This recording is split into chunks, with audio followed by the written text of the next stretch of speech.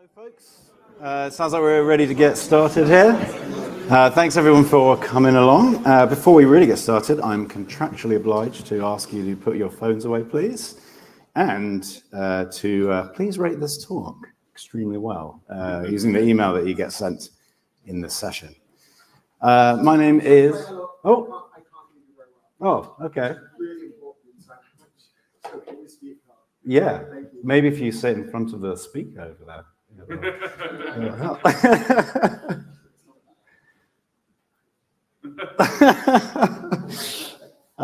Can everyone else hear me okay? It sounds like I'm being blasted across the room. So my name is James Spafford, commonly known as Spaff. I'm the Director of Marketing and Communications at Double Fine. And over here is Kevin Johnson, our Director of Development. You'll be hearing a bit more from him in a little while. We're from Double Fine. Double Fine was founded by the legendary Mr. Tim Schafer in San Francisco in 2000. And we're like 70-ish people now. We made a lot of games. We make games that focus on creativity and characters and fun, which ideally I guess all games are focusing on. We've developed more than 20 games. We've published 8 other games. We've made a lot of stuff. For almost 20 years, we were an independent studio, but in 2019, we became part of the Xbox Game Studios family. And today, this talk is about our journey with mental health and accessibility, why and how those things became important to us, how they've affected our games. It's a story in 2 parts. They should kind of really have their own tracks. But we're going to compact them together. We do feel they share common ground, so I think it's going to work. We'll find out together. So yeah, part 1, mental health.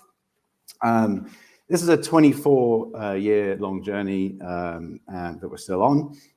It centers around the first game we ever made and also the most recent game that we've made. Naturally, that's going to be true of any story we tell about Double Fine. But with these games in particular, our mental health journey takes center stage.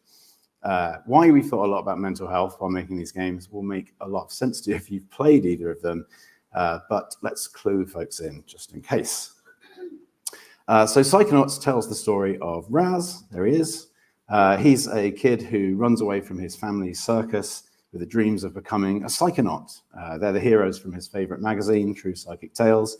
They're a group of psychic secret agents. He breaks into Whispering Rock Psychic Summer Camp, which also happens to be a training facility for young psychics, where his heroes are the camp counselors. Raz has numerous psychic abilities, but all importantly, he can project himself inside the minds of other people and see the world from their perspective. This ability forms the basis of the game's structure. Each mind is a new level. Each one is entirely different from one to the next, both in terms of visual style and also gameplay. The inside of people's minds reflect what a person is like on the outside. So, for example, Mia here, she's groovy and hip. She has a bubbly personality. She loves to dance. So the inside of her mind is a vibrant dance party, and she teaches the player how to levitate and float. Coach's mind is pretty different. He's like a drill instructor at the camp. He believes the mind is a muscle that needs to be exercised. So the inside of his mind is like a military boot camp, like war zone, basic braining. You learn some traversal stuff there. This is Sasha.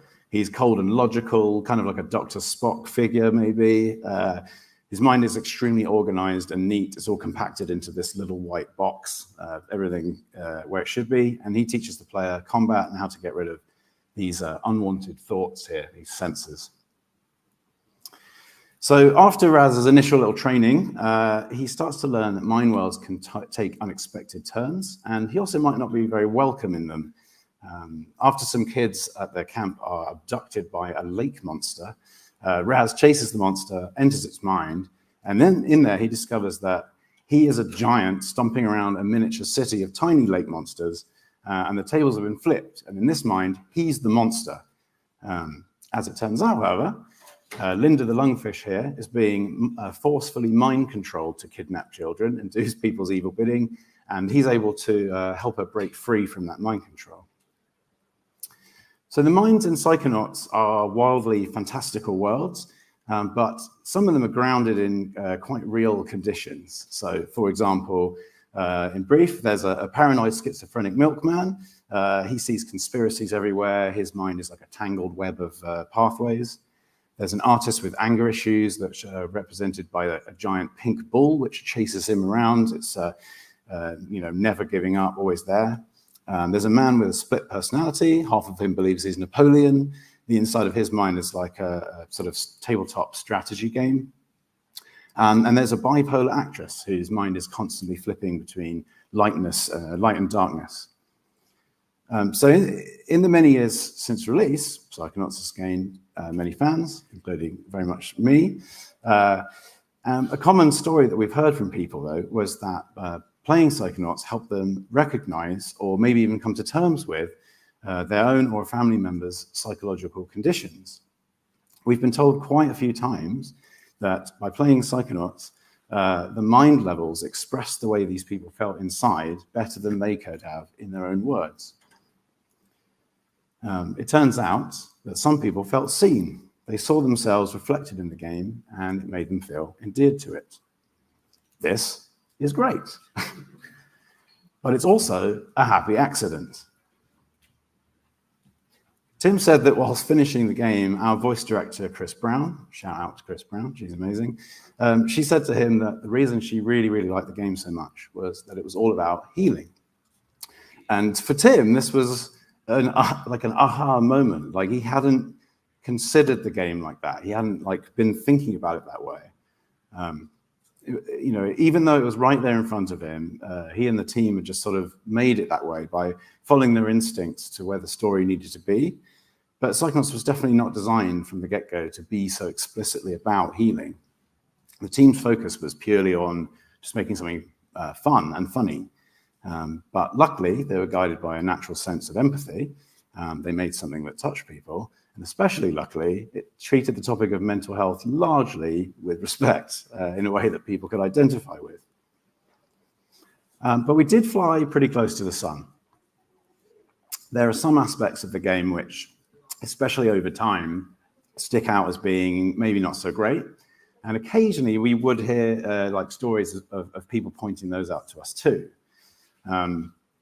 These minds, the ones that people most identified with, the ones that are more grounded in perhaps real psychological conditions, a lot of these characters are found locked away in a spooky asylum, as though there's something inherently wrong with them, or they're bad and they need to be punished for it. And so while the game, can be seen to be about healing, and Raz does help people face their own demons, some of the issues represented are kind of oversimplified a little bit as well. Like, sometimes it's suggested that a simple root cause can be changed, and that will help people be quote unquote normal again. So some people did see themselves reflected in the game too, but they didn't feel as endeared to it. They kind of felt rejected or upset by it. They saw themselves in the game as being something bad or broken. When we make a game, we're designing systems for people to react to. Like, we want reactions. But what these people were reacting to was something that wasn't intended. They were having unexpected feelings about our content. Something that we hadn't thought about was creating them. Psychonauts is a light-hearted comedy game. Like, our intended reactions are fun and laughter. But because we're dealing with really real subjects, even a throwaway line, poor choice of words, it could just mean that the fun and laughter could come at the expense of someone or a group of people. And those people then will feel excluded, and they won't feel the intended reaction of fun. If someone has a bad reaction, it creates this emotional roadblock, which, funnily enough, is something in Psychonauts, that we've already designed as an element.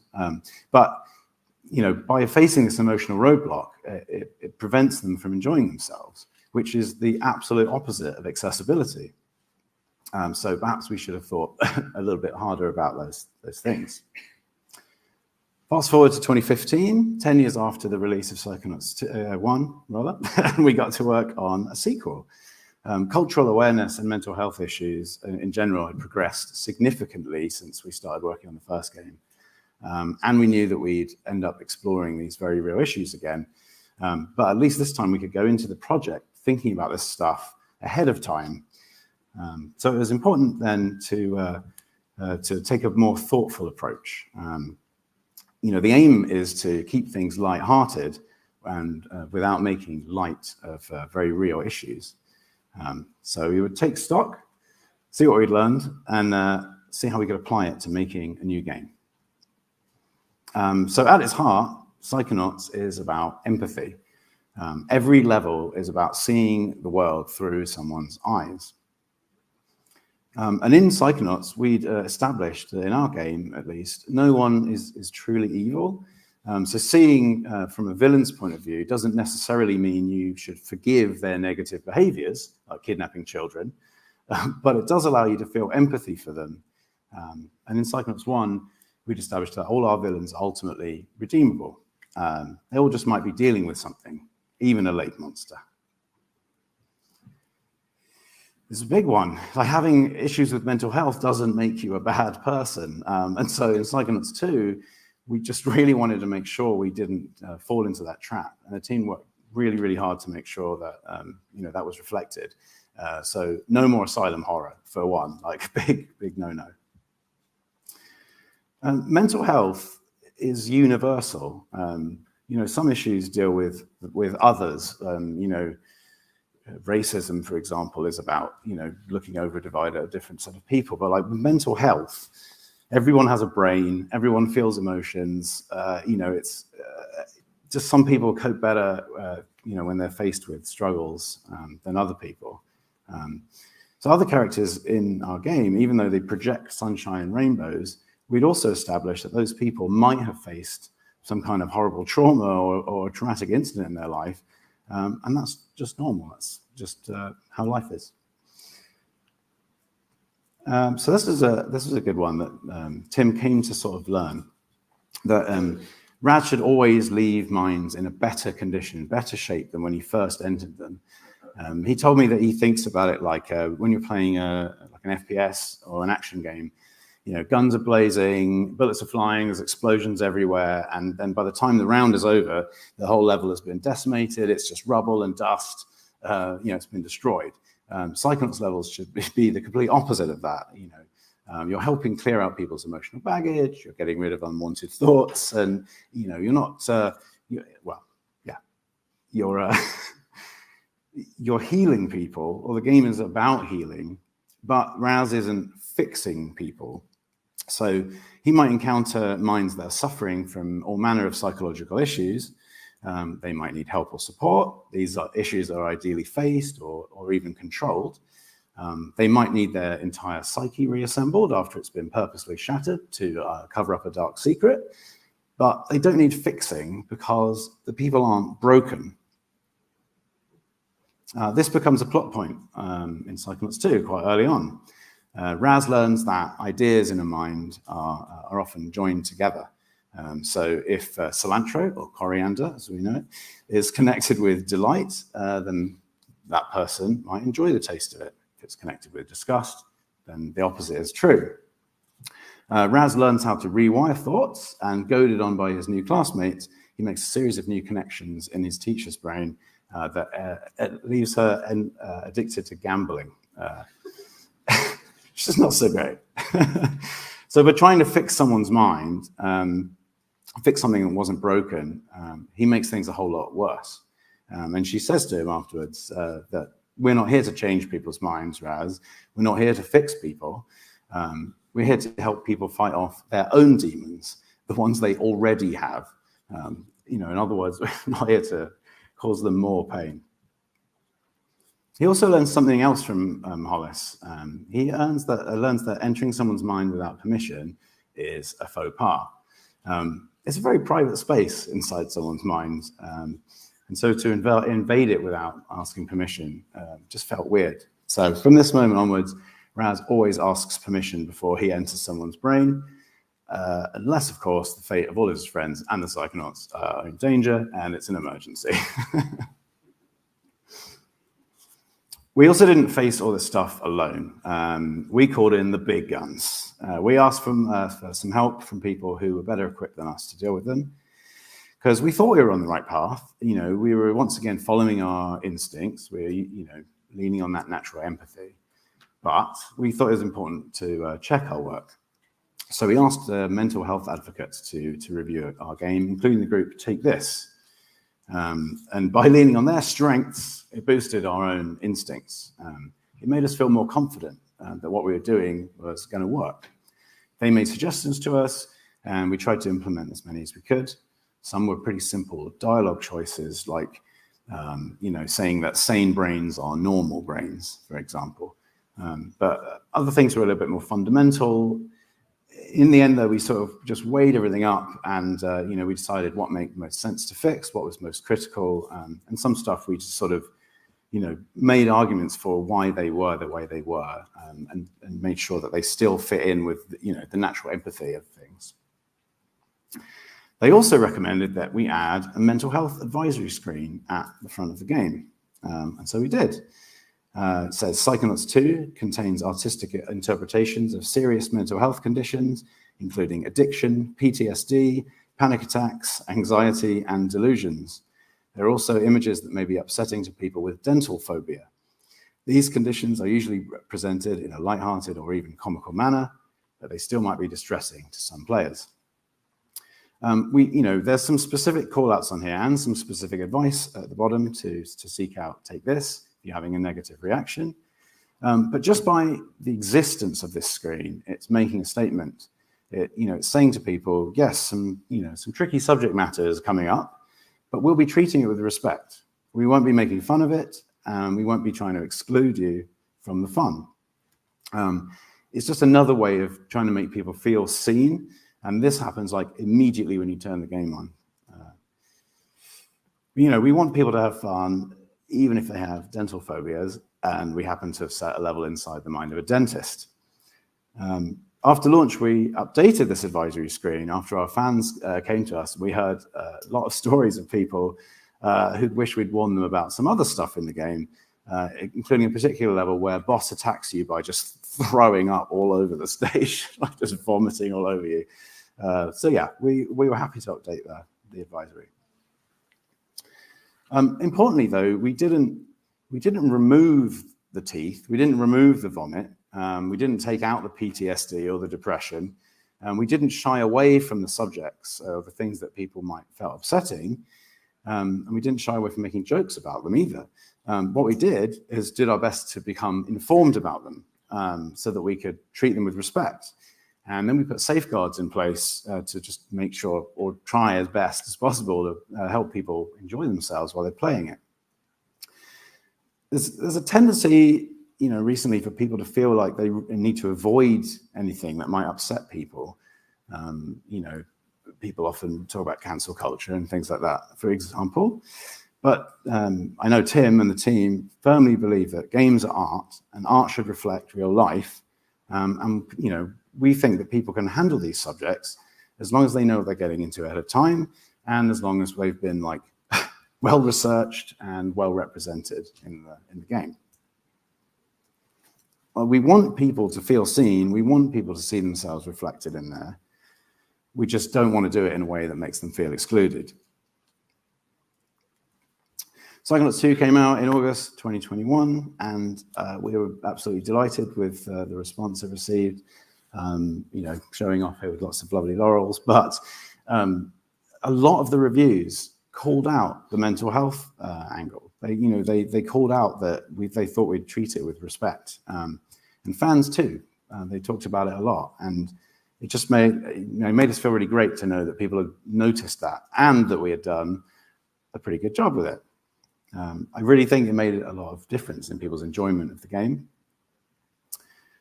Some of my favorite moments that people call out to me when they talk to me are the enemy designs. This is an enabler, and it's like a sort of cheerleader character, support class that makes all the other enemies, more hardcore, like chanting and strutting around. And then there's the deadly panic attack. Comes out of nowhere, it moves fast, and you've got to slow it down to defeat it. This one comes up a lot. People have, constantly talked to us, said that's exactly what it feels like to have a panic attack. Thanks so much for representing it like that. It's also nice and neon. There's lots of Let's Plays on the internet. People stream the game a lot, but one that really stood out to me was from this guy, Dr. Mick. He's a YouTuber and a licensed therapist, and he plays games through that lens. And he did a full playthrough of Psychonauts, and Psychonauts 2 rather, and it's just filled with loads of analysis, and it's amazing to hear the game stand up to that level of scrutiny. I know you're supposed to have phones away, but I've included a QR code here. I'll leave it on the screen for the next slide, even though it's not related to it. But like the advisory screen warns us, Psychonauts 2 explores this wide range of issues, from addiction to alcoholism, anxiety. It's got all these enemies, panic attacks, doubts, regrets. But even so, I really think that we achieve the goal of keeping things lighthearted whilst not making light of the serious issues. There are effects on the studio too. A really concrete example of this is that we asked Take This to help us boost our HR policies. So one of those is that if someone on the team wants to make use of our mental health benefit, but they don't know how to get started or who to talk to, what kind of therapy they might want, then Take This are available to them to consult with them, and they'll help them find what they need and connect them with that person. Another good example for me was the pandemic. In March 2020, much of the world and us, we went into quarantine. In San Francisco, we didn't have the privilege of numerous lockdowns. We just had one eternal lockdown that lasted well over a year. And this is how we saw each other for basically that entire time. I'm sure you're familiar. But it was kind of towards the end of development of Psychonauts 2. And I really believe that because we've been so close to this subject, everyone's awareness of everyone else's mental health was sort of at an all-time high. In other words, our natural sense of empathy was really boosted. And I just really, really think it just helped us look after each other as a group. So, in the future, unless we make another Psychonauts game, never say never, we're not gonna be exploring these issues in the same way, in this in-depth way. But I do think that when we encounter anything in the subjects that could connect to it, we're just going to be able to treat it with this empathy and with this respect. But we also know not to just purely rely on those instincts. And, we know that we should be leaning on people, our external groups, to help us. So, would you like to know more? If you would like to know more, watch our documentary. It's pretty damn long, I'm not going to lie. It's 23 hours long. It's 32 episodes, but it covers 7 years of us making Psychonauts 2.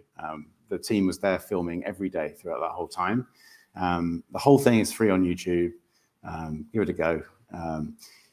So along with seeing the mental health of our team get pretty tested various times, you'd also observe us learning and growing as a team. And you'll see our sensitivities changing over time as the cultural awareness changes. So much so, we also included an advisory in our documentary. Captured over 7 years, the Psychodyssey follows a team of creative professionals living their real lives. At times they work under pressure through challenging personal and world events. Trump. They emotionally grow alongside cultural norms, while striving to learn about and represent complex subjects with accuracy and empathy.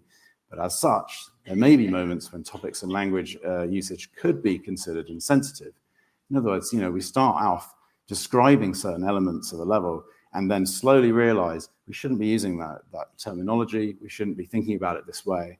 And so it is if you keep an eye out for that, if you watch it, you'll see some of that as you go along. But it's not all doom and gloom, I promise you. It's very happy. There's a team of creative people working their asses off to make something super, super good, and it's a good time. I'd also recommend people, reach out to Take This. They're just an incredible resource for everyone, but especially game developers.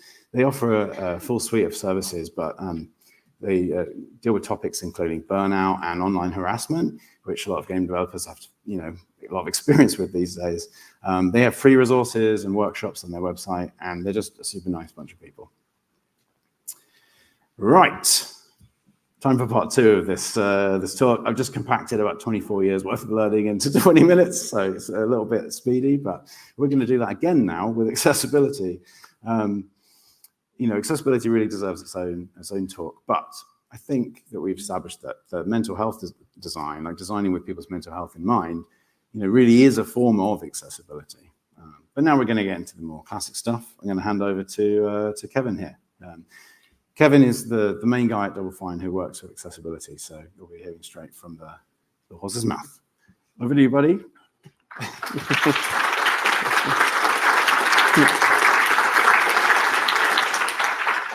Hi, everyone. Like Spap said, I'm Kevin. I'm the director of development for the studio, and yes, I've been spearheading a lot of accessibility effort at the studio. So just to set things up, after Psychonauts, the next game that Tim worked on was Brutal Legend, which is basically like a heavy metal album brought to life.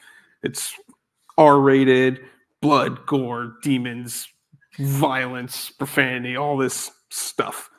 And it's a great game. But at the same time, when Brutal Legend was finished, something else had happened. Tim became a dad. And as he spent more time being a dad, playing with his daughter, he realized that he wanted to pass on his love for gaming and wanted to play games with his daughter. And so as he thought about how he would do this, it led to the next game that Double Fine would do, which is our first and only ever licensed game, Sesame Street Once Upon a Monster, with logical progression. But it wasn't just the content that got a kid-friendly overhaul. At the time, Lily was quite young. She couldn't really handle a controller. And so that got Tim thinking, okay, how can I create a game that she can play, knowing that she's not going to be able to handle a controller the way an adult does? Fortunately, this is at a time when this existed. This is the Kinect for the Xbox 360. For those who aren't familiar, it's a series of cameras and sensors that could detect human forms and would actually allow you to control games with your whole body. It actually, if you ever look at the debug stuff, it actually creates a virtual skeleton, and then you can map motions to that. And so with this in mind, inspired Tim and the team to make something that could allow a child to play and others. I'm just going to give you a quick trailer. Okay, here's the thing. There's a monster in your house. The good news is, he just wants to play. Sesame Street Once Upon a Monster, a uniquely interactive storybook adventure exclusively on Kinect for Xbox 360. Kids can explore on their own, team up and work together, or play alongside mom or dad. Innovative game developer Double Fine Productions, working with the trusted educators behind Sesame Street, has created a new controller-free game filled with friendly new monsters, amazing experiences, and outrageous fun. Each chapter is full of life lessons of friendship, sharing, and teamwork. Once Upon a Monster is a journey of discovery that kids and parents will both love. Sesame Street Once Upon a Monster, available now. Only on Kinect for Xbox 360.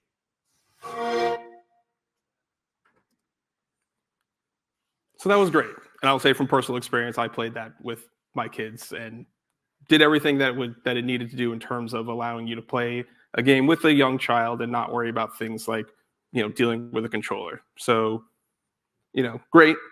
What comes next? The team loved what happened there so much that the next game was Happy Action Theater, which was a series of mini games all controlled by the Kinect, and it's all kind of fun party stuff, including making a real life version of The Floor is Lava.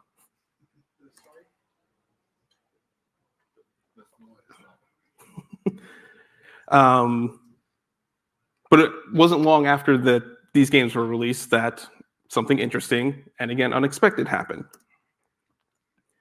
We heard about a group in the UK called Special Effect that had discovered that Once Upon a Monster was not just good for young children, but that it was just incredibly accessible for people with disabilities.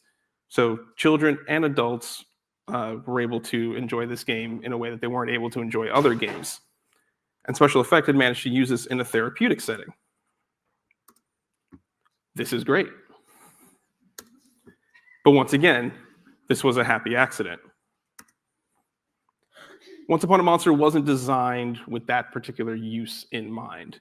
But in designing something for a specific audience in mind, it turned out that we had done something that put accessibility front and center. And what this allowed us to do was to begin a long-standing friendship with Special Effect. And for those that don't know, Special Effect is a group that specializes in accessibility. One of the main things they do is they create bespoke setups for people with disabilities in order to bring games to them. So very custom controller and gaming rig setups.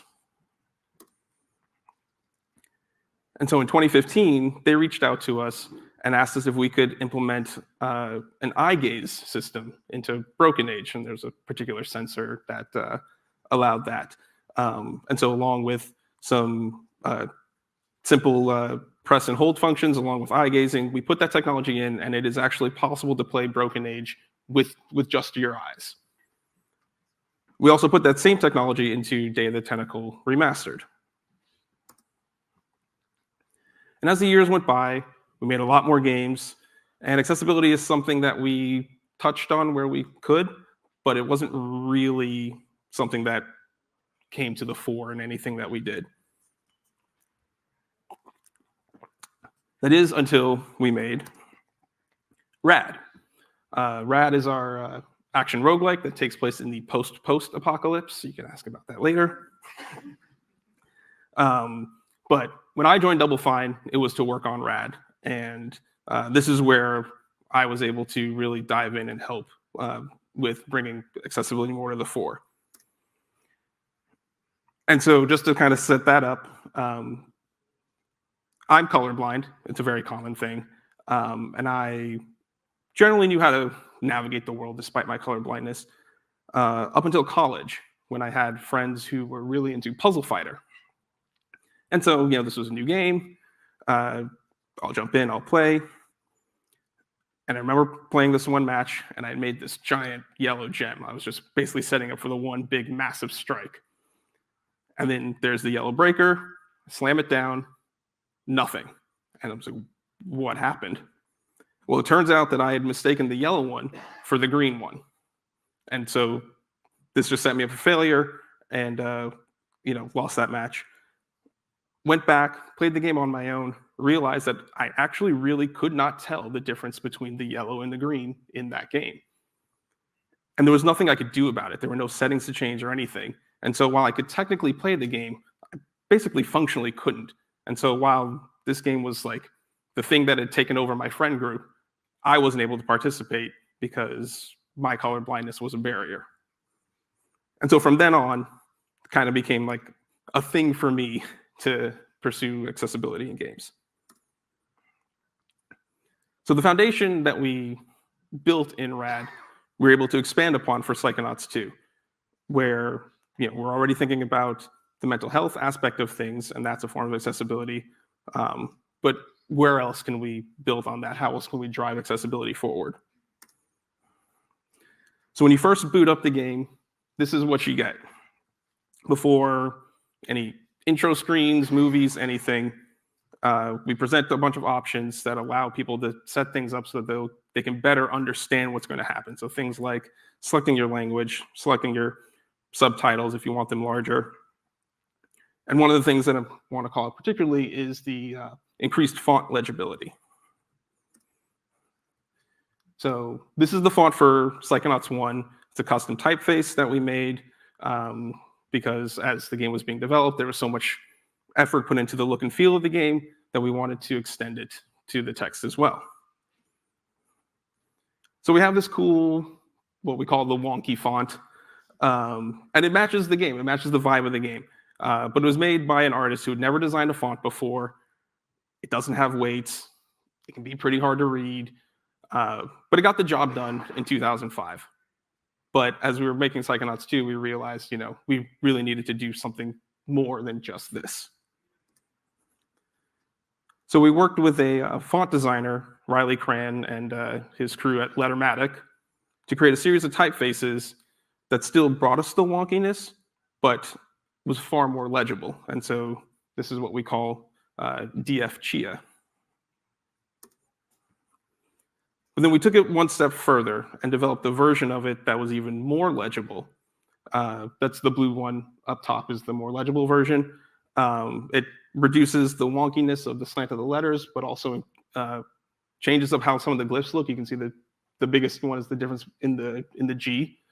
And that was made specifically to address things like things that trip up people with dyslexia, so that and just making the font, each glyph easier to perceive, so that it's just an easier font to read. So maintaining the visual style that we were looking for, but giving an extra option to players who would need it. And fun fact, we've been using this font in this presentation. And so coming back to the color blindness, for me, this was something we were able to address in Psychonauts 2 by providing options to modify the color palette of the game to address the 3 most common types of color blindness.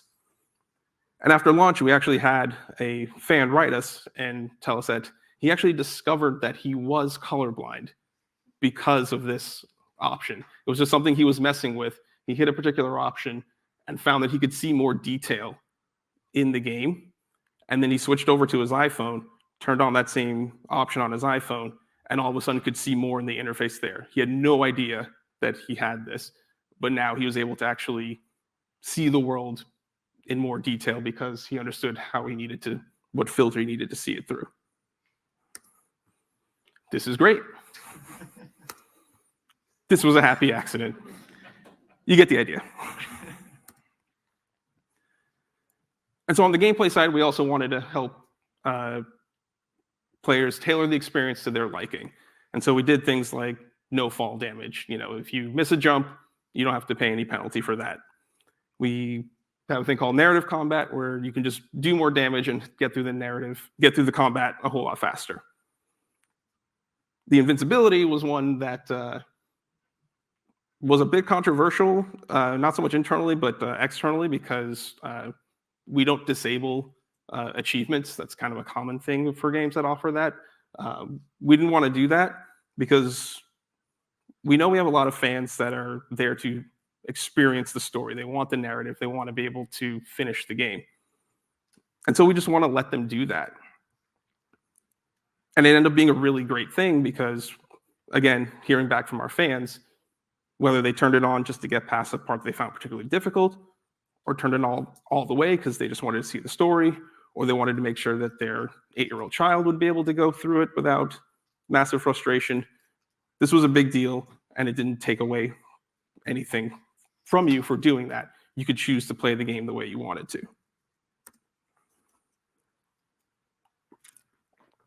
And another thing we did was putting in the ability to rebind controls.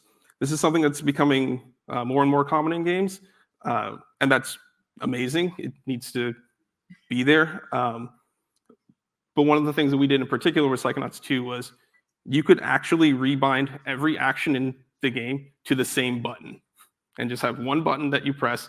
The game does its best job to figure out what you're trying to do. And, it's not the way that everybody would choose to play, but it just offers that option to people. So again, keeping in with just allowing people to craft the experience that they want to have.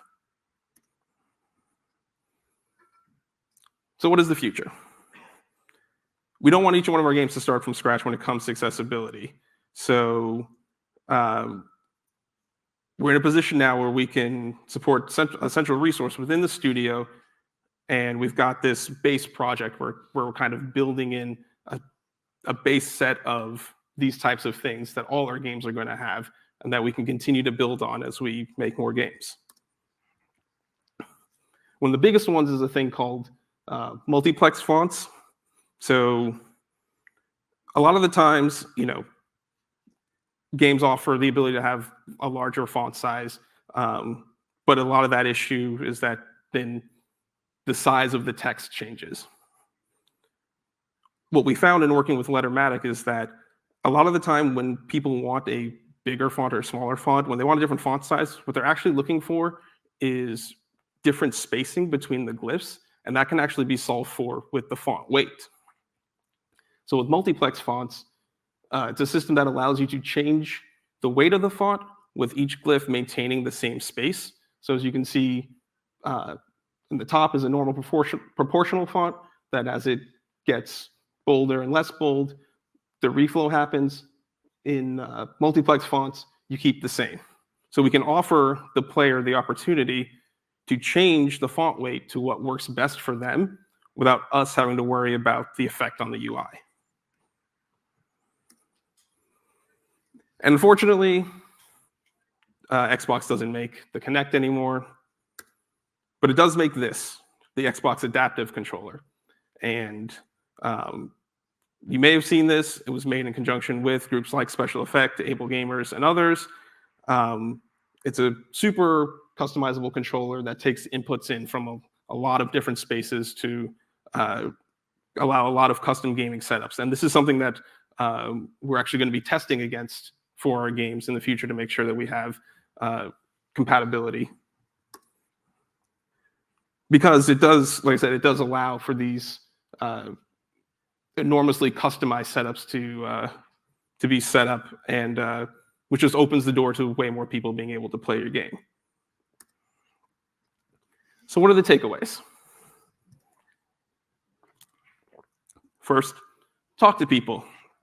It seems like a no-brainer, but you do want to just talk to people when you can. And the accessibility group at Xbox, we're fortunate enough to be able to do what's known as a inclusive design workshop, which is a multi-day course where we talk directly to gamers with disabilities and hear from them about, how they play games, what challenges they face, what they wish they could get from games. We've done a couple of these, and they've been incredibly eye-opening. It's given us new lenses to look through and also understand how simple choices can have profound impact. One of the biggest ones being the ability to turn Rumble off in your game. Seems like, okay, cool, little checkbox, great. But for people who suffer from chronic pain or people who suffer from sensory overload, this is something that can be the difference between playing your game and not. And knowing that even just that little checkbox can open the door to thousands of people playing your game is incredibly empowering. You want to learn from your team. Like I brought my knowledge of what colorblindness is, and we were able to address that. We had people on our team who suffered from motion sickness, and so they kind of formed their little strike team and went through the game, and they would highlight parts of Psychonauts 2 that were triggering that motion sickness.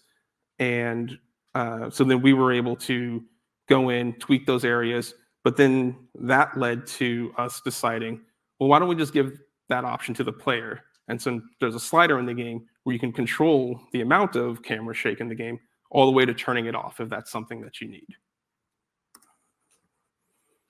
And even though we went through the effort of making customized fonts, we know that that's not something that everyone can do, but not everything has to be a custom thing like that. So there's this font called Open Dyslexic. It's free. The license allows it for commercial use. It's a font created specifically to address the types of issues that dyslexic people face. And in a way, it actually kind of looked like it could work in a Psychonauts game, something that we didn't discover until after shipping, though. And form partnerships and leverage the advice of professionals. So Special Effect have inspired us. They've kept us on our toes. The work that they do is amazing. We can't do what they do, but we can do things in our game to make it easier for them to do what they do to continue to open the doors to other people. And at the end of the day, just remember, if you don't intentionally include you will unintentionally exclude. And that's really what this is about. It's about being thoughtful, understanding the impact of your decisions, and knowing that, understanding the reason why you're doing or not doing a particular thing and what that's going to mean going forward. And so I just want to end with this video from Special Effect that kind of highlights why we do the types of things that we do. Games are a big part of my life. With my disability, it was one of the only things I could do for enjoyment. So gaming has really opened up that door for me, and it helps connect you to other people in this world.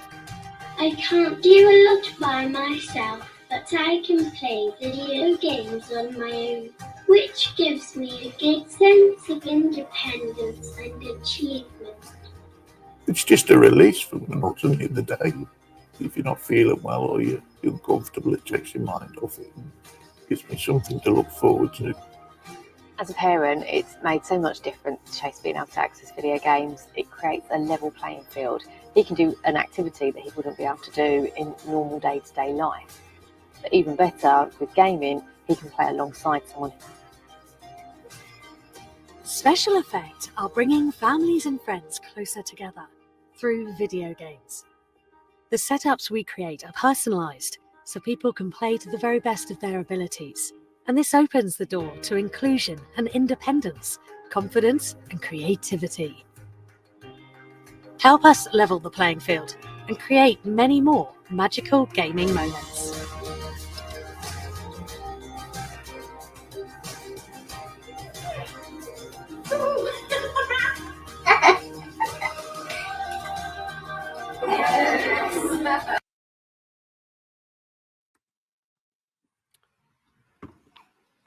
Yeah, so we were planning on hopefully having questions, but I think we're probably over. Yeah, they're shaking their heads at the back. But thank you for coming to the talk.